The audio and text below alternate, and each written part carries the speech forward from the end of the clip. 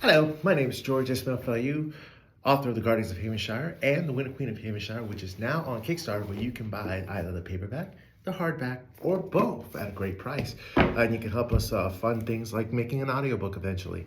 My name, again, is George Fayu, and I have want to talk today about the Fayu Press, the idea of putting the good back in fiction. So a couple of years ago, probably over 10 years now, I got fired from my job, and I was driving a school bus because that's the only place that would hire me. And as I was driving a school bus, I was watching and I was looking at the books that the kids were reading.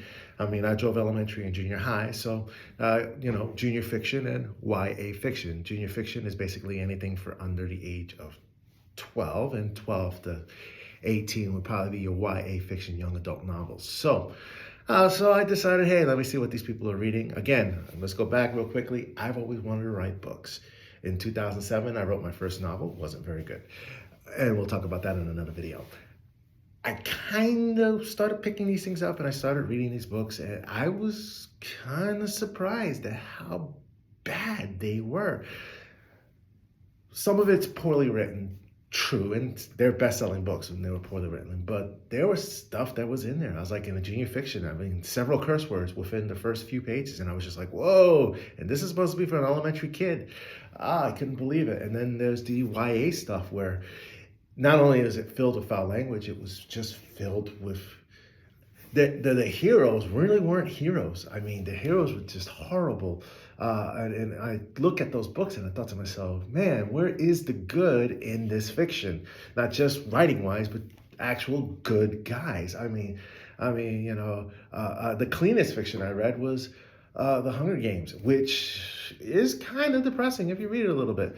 It's not very inspiring. We're actually seeing the descent of someone who's hopeful into someone who has no problem killing anyone in the three books. It's not something that's like, I'm gonna say, hey kid, read this. This will inspire you to be a good killer. It's just one of those things that I thought to myself, this is just not what I was looking for. I don't want my kids to read this kind of stuff.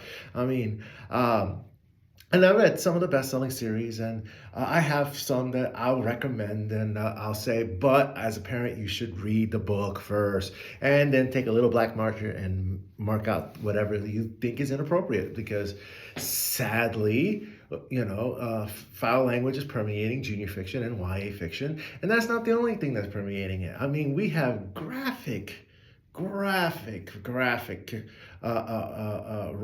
or if you want to put it, that's how I put it, graphic romance, sex scenes. I mean, and unrealistic sex scenes. If pornography is bad for boys to watch because it gives an unrealistic expectation, these books are bad for girls to read because they do the same exact thing. They give an unrealistic expectation. And again, I'm picking these things up and I'm just checking to see what these are. I'm checking to see what kind of books these are. And I thought to myself, well, I can do better. I know I can. Pretty big-headed of me because I only wrote one book in 2007. Again, I've been wanting to write since I was small, but I only wrote one book, and it's not that good of a book. But I said, I can do better. And I was pushed to write a book that was gonna do better. And then I got an idea, and that idea became The Guardians of Havenshire, which is the 4-book series. And originally it was supposed to be a trilogy, something again I'll talk about in another video. But putting the good back in fiction, the idea is I want books that are good for not just junior age kids or YA teenage kids. I want an adult to pick it up and read it and say, oh wow, this is a really good book, and say, here son, or here daughter, here, pick up this book and read this book. Read it, get inspired, enjoy it. And I wanted to, yes, there's some dark things in my books. Yes, there's a large death count, specifically in the first book of The Guardians of Havenshire, book 1, The Fall. There's a massive death count. It's called The Fall not because of the season, it's called The Fall because the good guys fall.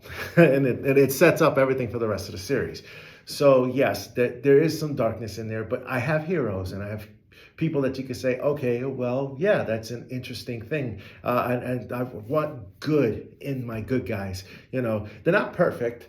In fact, my first draft of those books, my characters were a little too perfect for my taste. I actually came back and rewrote some stuff and made them a little less perfect and a little bit more reachable, something that people can say, hey, I understand that, and I can see why they would do that, and I probably would have done the same thing, and maybe it would have been the wrong decision. And of course, there's consequences with that. So here's Value Press. We're about putting the good back in fiction. I want good, clean fiction. I think you can write great action scenes without all the foul language. I think you can write great romance without all the sex. I think you can build a strong romance. It's one of the reasons why the main female and the main male character do not become connected until the last book, and then it's a iffy kind of thing. Will they be together? Will they? Won't they? Because I wanted it to be more realistic. They do have arguments. They do fight. They're not on the same side all the time. And it's more realistic. At the same time, it's good, clean fiction. You're not going to have to worry about earth-shattering things. It's like, oh, I have to explain this to my kid. No. They can read it and enjoy it. And also you as an adult, which I find it hilarious because I have, my goal was to write books for young boys to read that their parents could enjoy reading.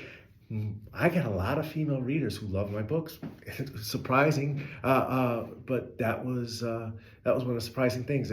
One of the key things I want you to understand of my thinking, George Lucas, when he wrote Star Wars, wrote it for the 5th grade level. That's why there's so much stuff. That's why some people don't like the prequels. It's written for such a young age. Yeah, it was. It was written for the 5th grade level. It's that he wanted it to be accessible for all ages. Larry Hama, someone who was highly influential in me, my writing and everything else. He said, as a writer in the 1980s, did an interview, and he says, yeah, I write for 5th grade boys. That's my customer. I write for 5th grade boys. That's all I do is I write for my 5th grade boys. So, there's something that's gone off the rails when it comes to writing. And I know what it was. YA novels were making a lot of money. And so a lot of people who are writing adult content said, hey, I'll just make my main character a teenager and call it a YA, stamp YA novel on it and get it published and make a lot of money. And they did. It was a success. And you're also seeing that a lot of them are now easing their way into the main adult because that's what they really wanted. They wanted to write for adults, and so now they're writing for adults. I've noticed a prominent female author who was YA, who, when I talk about the graphic sex scenes, that's who I'm talking about, and she's now in the adult section. So, which I'm kind of grateful for because I don't think she belonged in the YA section. So, this may be a little negative, maybe not, but here's my reasoning. I want to put the good back in fiction. I want good, clean fiction where an adult can pick it up, read it, and enjoy it. And I want your teenagers to be able to pick it up and say, oh, wow, this is action-packed. I enjoy this, man. This is such a good thing. I can see the movie, which is something that I hear often. Man, I saw the movie while I read your book. That's my goal. If you can picture it with your imagination and let your imagination run along with the books, then I think that's a successful story. And that's my goal, is putting the good back in fiction. Will I have other things that are not a YA? Yes. Legends of Havenshire is not a YA novel because the main characters are not teenagers, although they start off as teenagers. But I honestly think it'll be accessible for teenagers. I even put a line. I was like, just to say, what age group is my books for? If you let your kid read The Hunger Games, you're fine with mine, because The Hunger Games is going to be far more violent, far more intense than my books are going to be. So if you're okay with your kids reading The Hunger Games, and you can definitely be fine with them reading my books, because again, I'm not going to have cursing, I am not going to have graphic romance, and it's going to be clean. You're guaranteed that you're going to get a good, clean book. Yes, there's going to be violence. There's going to be some parts that may be I have a character who will fall into a trap and gets his leg impaled into a spike, and yeah, that is kind of on the grosser side, but he also gets out of it, because he's got to use his wits. So I always say my books are PG-13, some PG, but again, there's the word, PG-13, parental guidance. I want parents to pick up this book and read it, and I guarantee you'll enjoy these books because they're written for enjoyment. I've got no political axe to grind with these books. I'm writing books. Is there politics in this book? Yes, but it's politics dealing with a fictional, fantastical world. And their problems are not your problems. It's an escape. And when you finish and you walk away from the books, you'll have that wonderful tension release and say, I got to escape from the problems of this world. That's what fantasy is about. It's about escape. And I don't think everything that we read ought to have a political edge to it where we're trying to say, hey, so-so political candidate is evil, and hey, so-and-so and stuff. I want you to pick up the books and I want you to enjoy it. I want Republicans to read it and say, hey, this is a good book. I want Democrats to pick it up and say, hey, this is a good book. I enjoyed it. I'm not interested in saying this is for Republicans only. This is for Democrats only. This is for liberals. This is for conservatives. This is for people who want to love to read, people who love reading, who want to go into just an escape. That's what fantasy is, an escape. We're escaping from the problems of this world for just a little bit, just to enjoy ourselves, just to get our minds to relax, just to have fun. And that's what Failure Press is going to do. We're going to do the good in fiction. We're going to put the good back in fiction. I've got multiple books in my next video that I'm going to publish. I'm going to talk about what the game plan is for Failure Press. Right now, we have now done The Guardians of Havenshire and The Winter Queen of Havenshire, which is at the publishers right now. So what's coming next? Well, you got to come back to this video, to the next video, and watch the next video. Please like and subscribe here on YouTube. Also go to the Failure Press page on Facebook and like and subscribe there. That will help with me.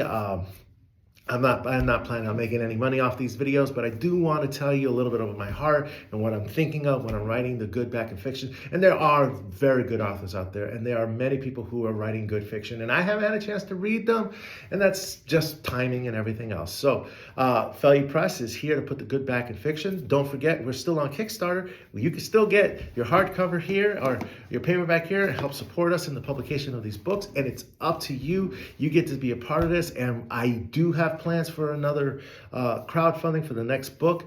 I have a couple of things that I need to get done first, and we will be back here soon. So thank you again. Hit that like and subscribe. Thank you. Have a good day. Bye.